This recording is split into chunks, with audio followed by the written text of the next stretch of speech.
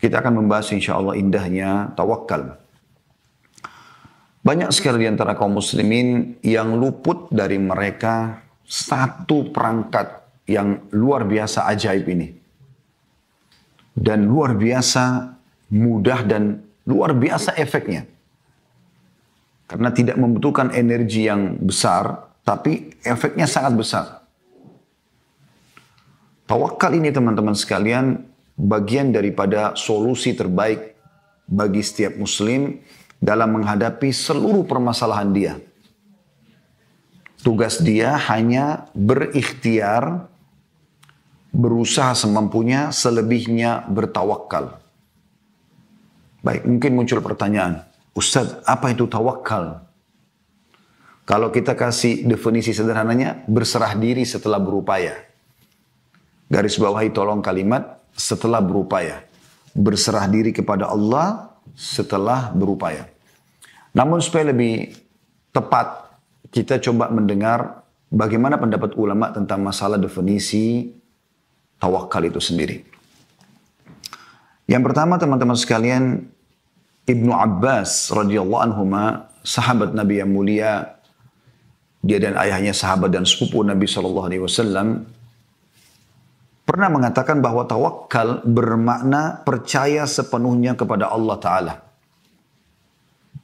Jadi ini walaupun ringkas tapi sebenarnya banyak, luas sekali maknanya. Artinya baik buruk yang sedang menimpa dia adalah Allah Subhanahu Wa Ta'ala takdirkan. Hanya saja kalau baik berarti Allah inginkan kebaikan buat dia. Kalau buruk berarti memang Allah Subhanahu Wa Ta'ala sedang memberikan peringatan kepada dia. Misal dia sakit, ya, dia terjadilah hal yang tidak diinginkan. Berarti memang ada yang harus dijadikan sebagai bahan muhasabah nih. Semacam seperti sebuah teguran kepada dia. Juga teman-teman sekalian, Imam Ahmad rahimahullah pernah mengatakan tawakal itu berarti memutuskan pencarian serta keputusasaan terhadap makhluk. Artinya, dia betul-betul semuanya digantungkan kepada Allah Subhanahu Wa Ta'ala dan dia tidak bergantung pada makhluk. Kemudian juga disebutkan Hasan Basri rahimahullah pernah berkata waktu ditanya tentang tawakal, beliau mengatakan ridho kepada Allah Ta'ala. Apapun itu keputusannya Allah, dia ridho. Karena bisa saja buruk di mata kita ternyata baik di sisi Allah Subhanahu Wa Ta'ala. Dan Allah lebih tahu mana yang baik buat kita. Mana maslahat buat kita.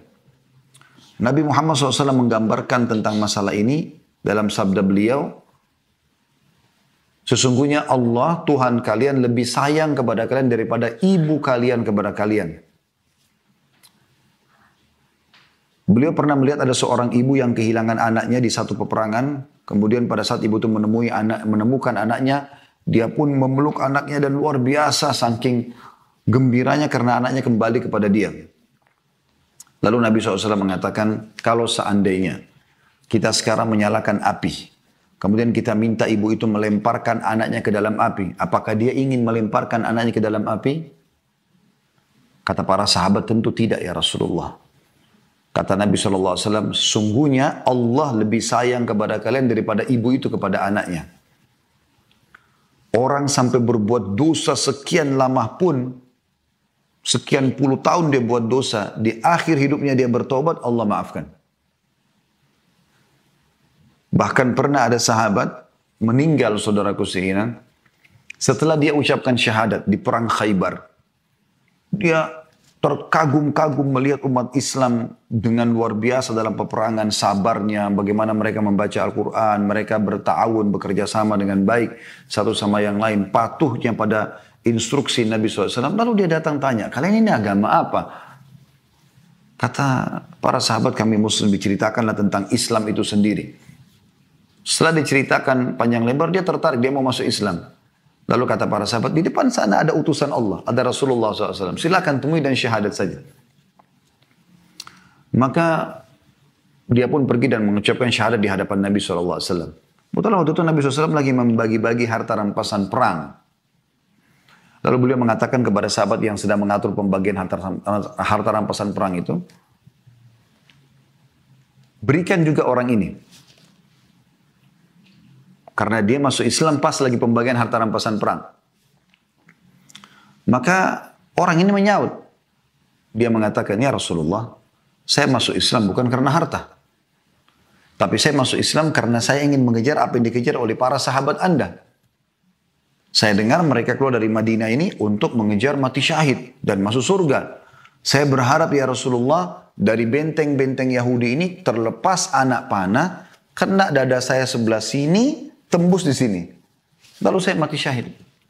Orang ini baru syahadat ya. Luar biasa Allah tanamkan iman dalam hatinya. Kata Nabi SAW sederhana. Allah akan berikan kau kalau kau jujur. Kalau kau benar Allah akan kasih kamu itu. Subhanallah, berapa saat kemudian berkecamuk peperangan, takbir di sana sini, orang Yahudi mulai melemparkan anak-anak panah mereka dari dalam benteng. Orang yang pertama kena anak panah Yahudi dan mati syahid adalah orang yang tadi syahadat itu. Setelah selesai penyerangan Yahudi, sudah mulai tenang, ya, anak panah nggak dilemparin lagi, Nabi SAW kumpulan pada korban, lihat orang ini yang korban. Lalu kata Nabi SAW, huwa, apa orang ini, dia tadi ini? Kata para sahabat, iya ya Rasulullah. Kata Nabi SAW, Maha Suci Allah yang membenarkan janjinya. Dia jujur dengan syahadatnya, dia diberikan apa yang dia inginkan oleh Allah. Padahal orang ini sekian tahun itu kafir. Lalu Nabi SAW mengatakan, ini pelajaran kita, siapa yang ingin melihat orang yang belum pernah sujud sekalipun dari ahli surga, lihatlah orang ini.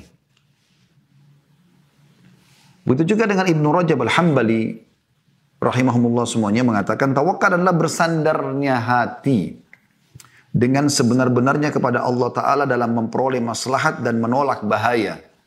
Baik urusan dunia maupun akhirat secara keseluruhan. Dan ini saya melihat definisi ini yang termasuk lengkap ya dalam menyampaikan masalah tawakal. Ya, saya ulangi, tawakal adalah bersandarnya hati dengan sebenarnya kepada Allah Ta'ala. Apapun itu dia senang atau dia sedih, dia sandarkan dirinya kepada Allah SWT dalam memperoleh kemaslahatan atau menolak. Jadi kalau dia sedang ada nikmat, dia tetap bersyukur, dia mengetahui nikmat dari Allah. Dan kalau dia sedang ada cobaan, maka dia tetap menerima itu. Dan berharap Allah Subhanahu wa ta'ala mengangkat permasalahan. Jadi tetap kembali kepada Allah walaupun cobaan sedang datang. Baik urusan dunia maupun akhirat. Secara keseluruhan. Itu definisi yang luar biasa gitu. Betul juga Ibnu Hajar Al-Asqalani rahimahullah berkata, tawakal yaitu memalingkan pandangan dari berbagai sebab setelah sebab disiapkan. Tapi definisi tadi sebelumnya, itu yang disampaikan oleh Ibnu Rajab Hambali, saya melihat adalah definisi yang sangat menarik teman-teman sekalian untuk kita pegangi. Ya. Baik. Ibnu Qayyim rahimahullah menjelaskan tentang masalah tawakal, mengatakan tawakal adalah faktor utama yang bisa mempertahankan seseorang ketika tidak memiliki kekuatan dari serangan makhluk lainnya yang menindas serta memusuhinya. Perhatikan saya ulangi ya. Tawakal adalah faktor paling utama, sebab utama yang bisa mempertahankan seseorang, menjadi benteng bagi seseorang ketika tidak memiliki kekuatan dari serangan makhluk lain yang menindas serta memusuhinya. Jadi termasuk sekarang corona misalnya, ya. Kita tidak bisa tahu apakah kita terkena atau tidak. Dia berada di rumah kita atau di luar rumah kita. Dia harus menggunakan alat yang super canggih untuk bisa melihat keberadaannya. Kita tidak tahu pada saat kita interaksi keseharian orang ini kena atau tidak.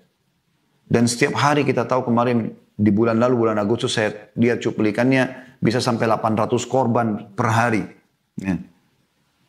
Di sini teman-teman, benteng pertahanan terkuat adalah tawakal kepada Allah. Kita mengambil sebab-sebab, pakai masker, kita cuci tangan, kita menjaga jarak, kita coba mengikuti ikhtiar, kemudian sebenarnya tawakal kepada Allah. Dengan izin Allah Anda akan terjaga. Masih kata Ibnu Qayyim, tawakal adalah sarana yang paling ampuh untuk menghadapi keadaan seperti itu. Karena ia telah menjadikan Allah sebagai pelindungnya atau yang memberinya kecukupan. Maka barang siapa yang menjadikan Allah sebagai pelindungnya serta yang memberinya kecukupan, maka musuhnya itu tidak akan bisa mendatangkan bahaya padanya. Ini dinukil dari dari Bada'i Al-Fawaid jilid 2 halaman 268. Jadi ini luar biasa teman-teman. Kita harus memahami sebagai seorang muslim bahwasanya kalau kita sedang memiliki nikmat yang melimpah, yang ciptakan kita Allah, yang ciptakan nikmat itu Allah, yang bisa mempertahankan dan menambahnya hanya Allah. Ya, di sini maka kita menikmati dan bersyukur. Nah, kalau kita sedang ditimpa musibah atau cobaan, yang ciptakan kita Allah, yang ciptakan cobaan itu Allah, yang bisa menghilangkannya hanya Allah. Kalau Anda bisa di sini memahaminya dengan baik, ya, Anda mengimbangi antara syukur pada saat nikmat ada dan sabar pada saat cobaan ada, diimbangkan, dan Anda bertawakal kepada Allah, sempurnalah hidup Anda. Bukti yang paling baik adalah kejadian nyata. Imam Bukhari telah mencatat dalam kitab Sahih beliau bahwasanya Ibnu Abbas radhiyallahu anhu berkata bahwa ketika Nabi Ibrahim alaihissalam dilemparkan di tengah-tengah api oleh Namrud, ya, maka beliau hanya mengucapkan kalimat hasbunallah wa ni'mal wakil. Cukuplah Allah, itulah menjadi penolong kami, dan Allah adalah sebaik-baik pelindung. Karena itu Allah titahkan dari atas langit sana kepada api, a'udzubillahi minasyaitonirrajim, ya naru kuni bardan wa salaman ala Ibrahim. Wahai api, jadikan dirimu dingin dan keselamatan bagi Ibrahim. Dan Nabi Ibrahim tidak disentuh sedikit pun oleh api tersebut. Begitu juga pada saat Nabi Muhammad SAW melihat bahwasanya setelah perang Uhud terjadi kekalahan di kalangan para sahabat, hari Sabtu, ya, tahun 3 Hijriah, ada 70 korban sahabat yang sisanya sekitar 630 semuanya terluka termasuk Nabi SAW. Maka pada malam itu orang semuanya pada luka, kesakitan, dan hanya sedikit yang sholat berjamaah bersama Nabi SAW di masjid. Tapi selepas sholat subuh, hari Ahadnya, turun wahyu memerintahkan kepada Nabi SAW agar mengejar Quraisy. Jumlah mereka hampir 3.000 orang. Yang korban sekian puluh orang saja di Uhud. Dengan perangkat perang yang luar biasa gitu. Dan perintah Allah Subhanahu Wa Taala kepada Nabi SAW disebutkan dalam buku-buku sirah, keluar orang-orang yang kemarin saja berperang. Bukan orang-orang baru gitu. Jadi bukan kekuatan baru, tapi yang luka-luka itu suruh keluar. Nabi SAW instruksikan, tidak ada satupun sahabat yang terluka itu yang menolak. Mereka semuanya ikut, ada yang tertidur dibaringkan di atas kudanya, ada yang ditambal sana sini, daun atau pengobatan, kena luka-luka. Kita kena silet saja, jari kita sudah sakitnya luar biasa. Bagaimana kalau sabetan pedang, ya, tusukan tombak, ya, luka karena panah-panah. Karena semua sahabat luka. Nabi SAW sendiri, ya, terluka, ya, di daerah, kalau tidak salah, pelipis beliau dan juga di daerah gigi beliau atau pipi beliau ada yang luka dan gigi beliau ada yang patah. Sallallahu alaihi wasallam. Tapi mereka tetap pergi dan mengejar. Orang-orang Quraisy itu mendengar itu, mereka heran. Tidak ada dalam benak orang pada saat itu, ada orang kalah peperangan, luka-luka, kembali menyerang. Gak mungkin. Di alam peperangan ini nggak mungkin terjadi itu. Mungkin orang kalau beberapa bulan setelah itu, berapa tahun setelah itu menyusun kekuatan lagi baru. Kan pasukan prajurit masih traumatis gitu dengan kekalahan. Apalagi luka-luka, darah masih mengucur gitu. Tidak ada yang bisa menggerakkan ini kecuali keimanan gitu. Maka mereka kirim informasi ke Madinah segera. Karena mereka juga belum sampai ke Mekah gitu. Tanya kepada orang munafik. Ini Muhammad ini keluar sama pasukan baru atau pasukan yang kemarin? Karena tersebar betul di Madinah, tidak boleh ada yang ikut orang yang tidak ikut kemarin di Uhud. Maka orang munafik bilang, itu pasukan kemarin yang luka-luka. Dan kami saksikan mereka naik di atas kuda dalam kondisi luka-luka. Maka Quraisy gentar. Mereka mengatakan satu sama yang lain, tidak mungkin pasukan kalah kembali mau menyerang dalam kondisi luka, kecuali mereka sudah punya dendam yang luar biasa. Kita pasti akan kalah nih. Maka mereka mengutus orang-orang yang punya suara lantang, teriak-teriak sambil mengatakan, wahai Muhammad, pulanglah, wahai muslimin, pulanglah. Karena Quraisy pasukannya besar, akan menyerang kalian, akan menghancurkan kalian. menakut-nakuti sahabat bersama Nabi SAW. Maka apa jawaban Nabi SAW dengan para sahabat? Kalimat tadi. Hasbunallah wa ni'mal wakil. Maka Nabi SAW sendiri mengatakan kepada para sahabat, ya cukuplah Allah sebagai penolong kami dan dia sebaik-baik pelindung atau penolong. Kata Imam Bukhari, perkataan ini pun yang diucapkan oleh Nabi SAW ketika dikatakan kepada beliau, sungguhnya orang-orang musyrik telah berencana untuk memerangimu, maka waspadalah engkau terhadap mereka. Dan akhirnya Allah SWT membuat musuh mereka gentar dan musuh mereka pergi. Diambil dari riwayat Bukhari dalam bab tafsir, diambil dalam syarah Sahih Bukhari yang Ibnu Hajar Al-Asqalani, Fathul Bari, di jilid 8 halaman 77. Ibnu Abbas juga mengatakan kata-kata terakhir yang diucapkan oleh Nabi Ibrahim ketika dilemparkan ke tengah bara api, cukuplah Allah menjadi penolong kami dan Allah sebaik-baik pelindung. Juga dalam riwayat Bukhari. Jadi seperti itu dicontohkan. Jadi pada saat Nabi Ibrahim AS sudah berdakwah, sudah menyampaikan dakwah dan ternyata ujung-ujungnya adalah beliau harus dihukum. Nah supaya selamat dari hukuman musuh itu, udah beliau tidak bisa buat apa-apa lagi. Sendirian dan semua pasukan Namrud melawan dia, satu wilayah Babilonia akan memerangi dia gitu. Setelah itu, dia waktu dilempar dalam api, sudah mau dibakar, tawakal ala Allah. Termasuk buktinya adalah, hasbunallah wa ni'mal wakil. Cukup Allah sebagai pelindung kami. Begitu juga dengan Nabi Muhammad SAW tadi. Itu luar biasa gitu. Ada firman Allah Subhanahu wa Ta'ala, teman-teman. Kita sekarang coba masuk ke masalah keutamaan tawakal. Dan ini satu hal poin juga penting bagi Bapak Ibu sekalian. Kalau Anda ingin melakukan sebuah ibadah, maka selalu cari tahu keutamaan ibadah itu. Ya. Kalau bahasa ceramahnya, fadilah. Keutamaan ya. Karena keutamaan itu atau fadilah itu yang akan menjadi motivator terbesar buat kita mau mengerjakan ibadah itu. Misal, sebelum Bapak Ibu sholat malam, Bapak Ibu baca dulu tentang keutamaannya. Sebelum bersedekah, baca dulu keutamaannya. Sebelum puasa dan seterusnya, semua Bapak Ibu coba untuk membaca keutamaannya. Nanti insya Allah itu akan lebih memotivasi kita untuk mengerjakannya. Karena kita tahu ada sesuatu yang Allah janjikan di situ. Dan bisa dipastikan teman-teman sekalian, tidak ada satupun ibadah yang tidak ada janji Allah di situ. Dan Allah mengikat mengatakan, innallaha la yukhliful mi'ad. Allah tidak akan pungkiri janji. Jadi apa yang Bapak Ibu dengar, oh kalau sholat dapat ini, kalau puasa dapat ini, kalau haji dapat ini, pengampunan dosa, peninggian derajat, cahaya, segala macam, itu pasti akan ada. Ya. Begitu juga dengan kalau Bapak Ibu masih terbiasa dengan satu sifat buruk, maka coba baca ancamannya. Kalau orang masih riba, orang masih mencuri, orang masih menipu, orang masih bohong dan segala macam, coba baca. Ketik di Google saja ancaman ini, misalnya dosa apa. Nanti Anda akan baca dalil-dalilnya, Anda akan terdorong untuk meninggalkan dosa-dosa tersebut. Nah, ini kurang lebih pembukaan di masalah keutamaan ya. Kenapa kita sebutkan keutamaannya? Ada firman Allah Subhanahu wa Ta'ala, teman-teman saya berharap membuka ya surah At-Talaq, surah nomor 65 ayat 2 sama ayat 3. Yang bunyinya, coba dibuka dulu di aplikasi handphonenya mungkin, surah At-Talaq, surah nomor 65 ayat 2 sama ayat 3. Sebenarnya saksi bahasan sih ayat 3 ya. Tapi saya sengaja membaca dari ayat 2-nya dan saya hanya membaca di akhir ayat 2. Kalau teman-teman sudah membuka surah At-Talaq, surah nomor 65, ayat 2 di akhirnya ya. Lalu kita akan baca ayat 3-nya lengkap insyaAllah.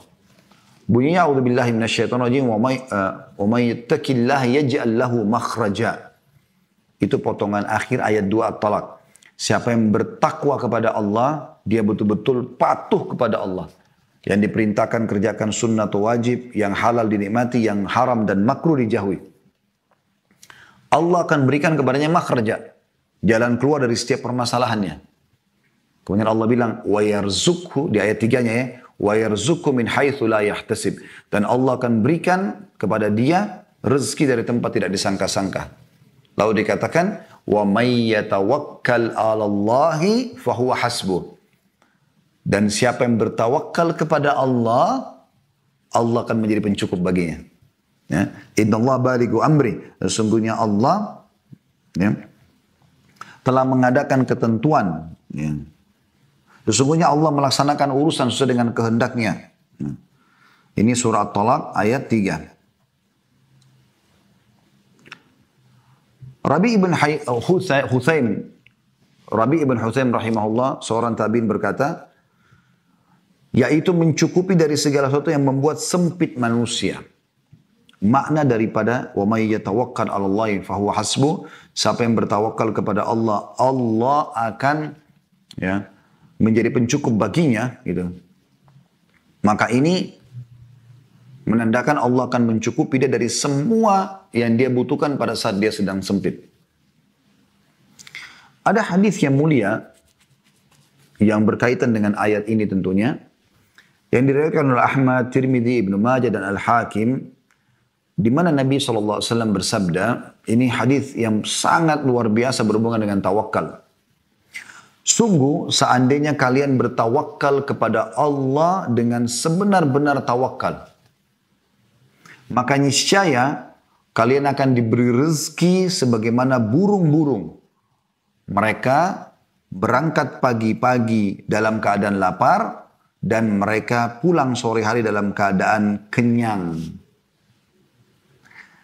Dalam hadits ini Rasulullah SAW menjelaskan bahwa orang yang bertawakal kepada Allah dengan sebenar-benarnya pastilah dia akan diberi rezeki. Bagaimana tidak? Karena dia telah bertawakal kepada zat yang maha hidup dan tidak pernah mati. Abu Hatim Ar-Razi rahimahullah berkata tentang masalah hadits ini merupakan tonggak tawakal. Tawakal kepada Allah itulah faktor terbesar dalam mencari rezeki. Yang saya ingin titik beratkan di sini teman-teman sekalian adalah masalah rezeki. Jauhi dari benak Anda rezeki itu adalah duit saja. Hanya uang berarti rezeki. Tapi dia lupa berfungsinya anggota-anggota tubuhnya, kesehatan yang dia miliki, itu kan peluang-peluang dalam kehidupan dan segala macam hal. Ada orang rezekinya melimpah di anak-anak. Dia nggak dikasih harta oleh Allah, tapi rezekinya anak-anak banyak. Allah berikan istri yang subur, Allah berikan suami yang subur, Allah berikan kasih sayang dalam rumah tangga mereka walaupun rumahnya gubuk. Itu rezeki yang luar biasa. Kesehatan, mereka bahkan tidak pernah ditimpa dengan penyakit. Ada orang mungkin sedikit hartanya, tapi dia sehat sampai umur 70 tahun, 80 tahun, nggak pernah sakit. Maksudnya sakit yang parah ya. Kalau cuma flu, demam yang biasa, orang biasa semua alam itu lain. Tapi dia sehat. Saya sering lihat ada cuplikan orang yang sampai umur 60 tahun, 70 tahun, 80 tahun. Semoga insya Allah kita termasuk orang-orang ini. Nggak pernah dirawat di rumah sakit. Giginya masih utuh, matanya masih terang, telinganya juga masih tajam mendengar. Ya. Bahkan ada di antara mereka mungkin masih sedikit rambut yang putih atau uban gitu. Padahal umurnya sudah di atas 40, 50, 60 tahun gitu. Rezeki dari Allah SWT. Allah berikan. Nabi SAW meninggal dunia di umur 63 tahun hanya 2 atau 3 lembar saja rambut putihnya. Gitu kan? Atau bulu putih di badan beliau, di jenggot atau di kepalanya gitu. Sallallahu alaihi wasallam. Ada orang juga diberikan rezeki di ketampanan dan kecantikan paras wajah. Di poster tubuh, di warna kulit, tapi mungkin tidak diberikan harta. Ada juga orang diberikan rezeki, hartanya melimpah, tapi mungkin kurang secara fisik. Kalau ada orang tergabungkan semua, udah tampan cantik, udah pinter agama, udah kaya, udah bertitel, luar biasa, berarti sudah luar biasa nikmat Allah pada dia. Ya. Jadi di sini, makna daripada hadis tadi ini penting sekali. Kalau seandainya kalian bertawakal kepada Allah sebenar-benar tawakal, setelah ikhtiar, setelah berusaha kalian serahkan semua kepada Allah benar-benar, maka niscaya kalian akan diberikan rezeki sebagaimana burung-burung yang keluar pada pagi hari dalam kondisi lapar dan mereka kembali sore hari kenyang. Ini hadis yang sangat mulia. Ada poin penting yang kita ingin titik beratkan teman-teman sekalian. Kalau ada orang yang, maaf saya bahasakan ini konyol, dia mengatakan, kalau memang tawakal kepada Allah itu bisa mendatangkan rezeki, ya sudah kita nggak usah berusaha. Kita nggak usah nggak usah kerja, nggak usah sekolah. Kalau sakit nggak usah ke dokter, nggak usah semuanya itu, gitu kan? Karena kan kita dulu saja malas-malasan, toh rezeki juga akan datang.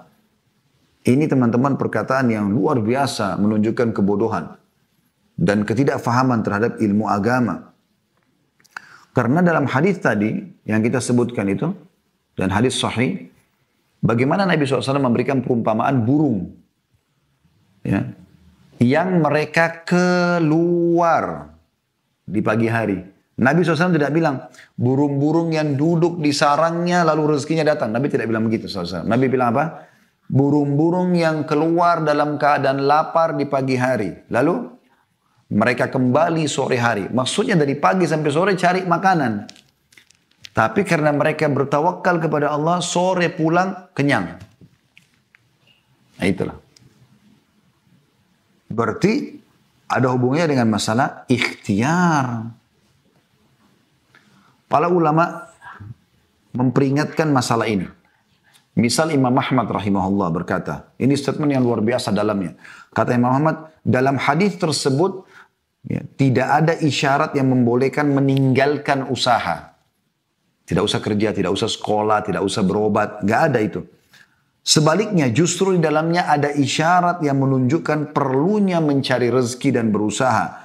Jadi maksud hadis tersebut bahwa seandainya mereka bertawakal kepada Allah dalam bepergian, kedatangan dan usaha mereka, dan mereka mengetahui bahwa kebaikan itu di tangan Allah, tentu mereka tidak akan pulang kecuali dalam keadaan mendapatkan rezeki dengan selamat, sebagaimana burung-burung tersebut.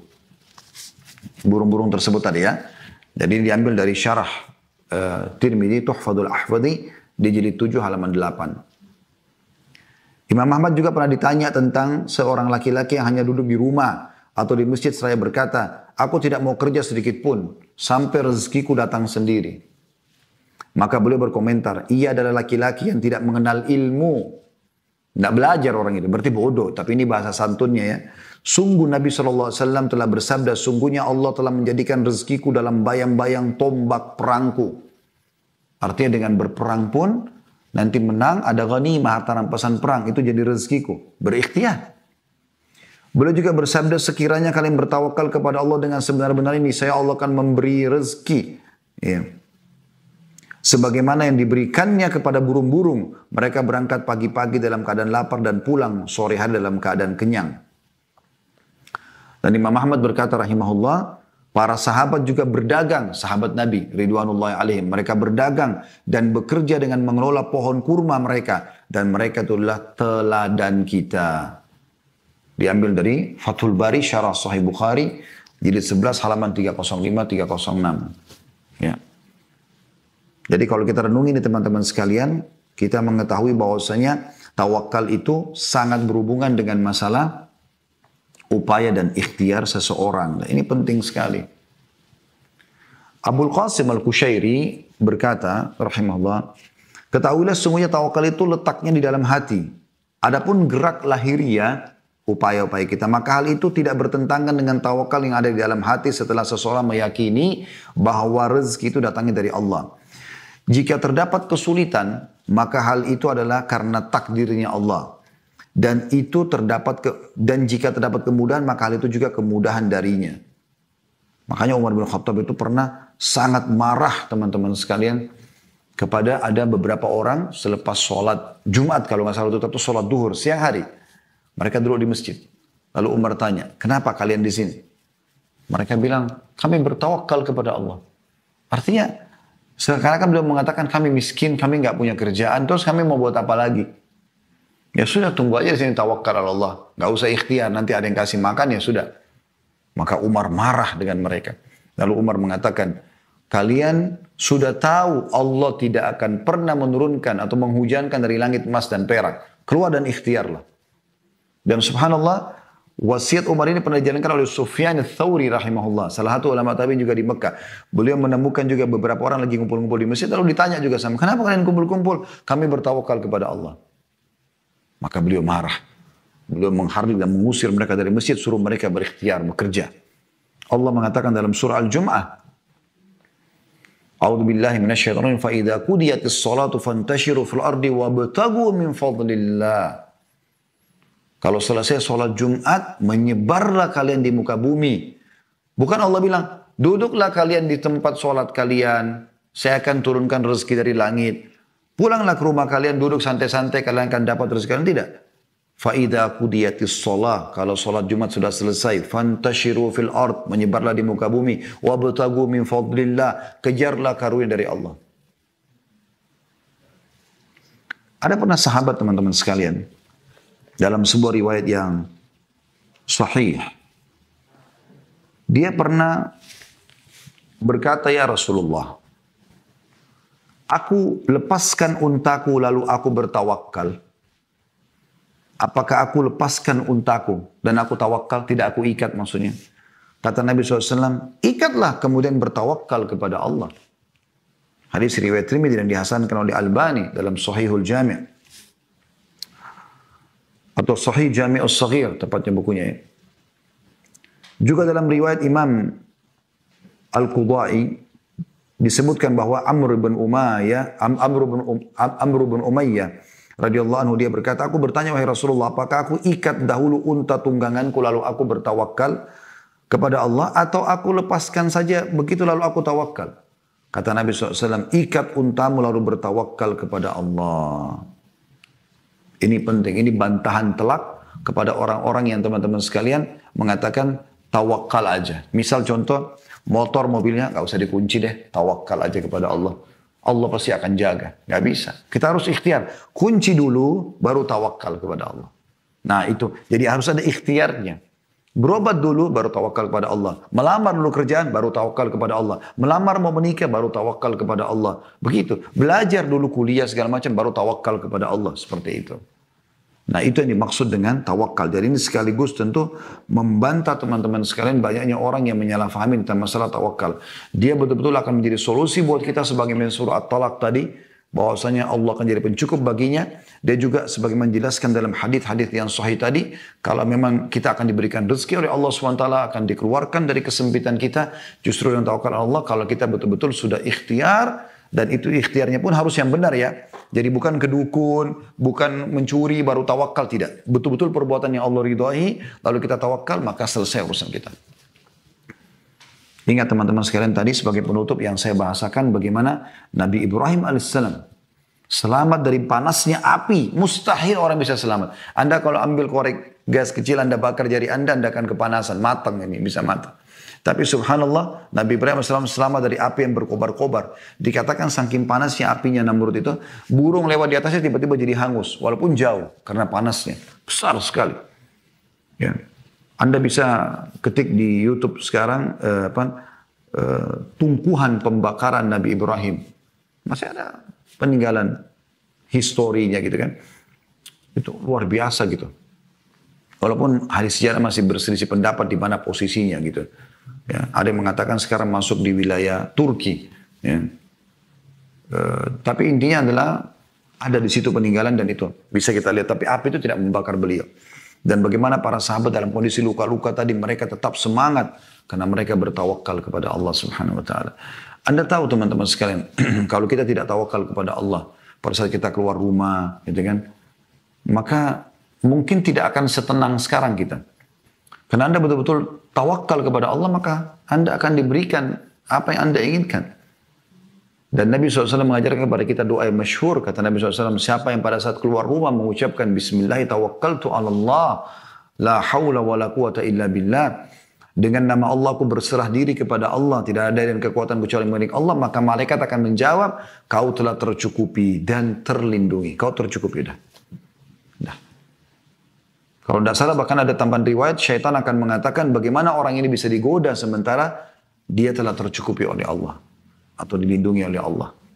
Itu kan luar biasa gitu. Oleh karena itu teman-teman sekalian, perbanyaklah perdalamlah agama ini, fahami sesuai dengan pemahaman yang benar Al-Quran dan Sunnah, dan Anda terapkan dalam kehidupan Anda poin demi poin, insya Allah kehidupan Anda akan tertata dengan rapi ke depannya.